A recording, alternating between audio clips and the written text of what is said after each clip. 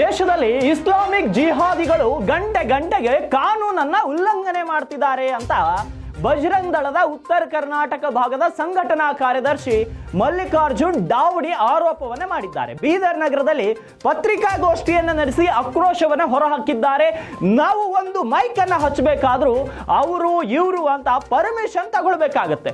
Mic ಬಂದ್ ಮಾಡಿ ಅಂತ ಸುಪ್ರೀಂ ಕೋರ್ಟ್ ಆದೇಶವಿದೆ. ಆದ್ರೆ ದೇಶದಲ್ಲಿ ಕಾನೂನು ಉಲ್ಲಂಘನೆ ನಡೆದಿದೆ. ಸುಪ್ರೀಂ ಕೋರ್ಟ್ ಆದೇಶ ಮಾಡಿದೆ, ಆದರೆ ಪಾಲನೆ ಇಲ್ಲ.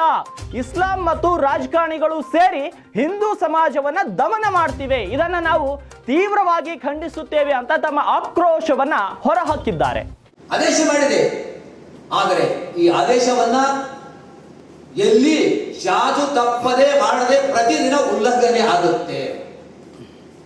ಪ್ರತಿದಿನ ಗಂಟೆವರೆಗೆ ಪ್ರತಿದಿನ ಉಲ್ಲಂಘನೆ ಆಗುತ್ತೆ. ಈ ದೇಶದಲ್ಲಿ ಜಿಹಾದಿಗಳ ಒಂದು ಕಥೆ ಹೇಳ್ತಾ ಇದ್ದೀನಿ, ನಿಮಗೆ ಕೇಳಿ. ಗಂಟೆಗೆ ಜಿಹಾದಿಗಳು, ಇಸ್ಲಾಮಿ ಜಿಹಾದಿಗಳು ಭಾರತ ದೇಶದ ಕಾನೂನನ್ನು ಉಲ್ಲಂಘನೆ ಮಾಡ್ತಾ ಇದ್ದಾರೆ. ಉದಾಹರಣೆ, ಮೈಕ್ ಪರ್ಮಿಷನ್. ನಾವು ಯಾವುದೇ ಒಂದು ಮೈಕ್ ಪರ್ಮಿಷನ್ ಮಾಡಬೇಕಾದ್ರೆ ಪೊಲೀಸ್ ಅವರು ಇವರು ಪರ್ಮಿಷನ್ ಬೇಕಾಗುತ್ತೆ.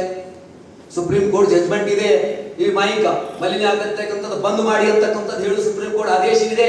ಪ್ರತಿ ಗಂಟೆಯಲ್ಲಿ ಇವತ್ತು ನಮ್ಮ ದೇಶದಲ್ಲಿ ಇರ್ತಕ್ಕಂಥ ಇಸ್ಲಾಮಿಗಳು ವಿರುದ್ಧವಾಗಿ, ದೇಶದ ವಿರುದ್ಧವಾಗಿ, ದೇಶದ ಕಾನೂನು ವಿರುದ್ಧವಾಗಿ ಇವತ್ತು ಮಾತಾಡ್ತಾ ಇದ್ದಾರೆ.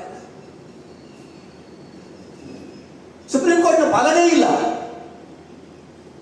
ಇದಕ್ಕೆ ನನಗನ್ನಿಸುತ್ತೆ ಇಸ್ಲಾಂ ಮತ್ತು ರಾಜಕಾರಣಿಗಳು ಎರಡೂ ಮಿಲವಾಟ ಮಾಡಿ ಹಿಂದೂ ಸಮಾಜವನ್ನು ದಮನ ಮಾಡುವಂತಹ ಕಾರ್ಯವನ್ನು ತೀವ್ರವಾಗಿ ಖಂಡಿಸ್ತೀವಿ ಅಂತ ನಾನು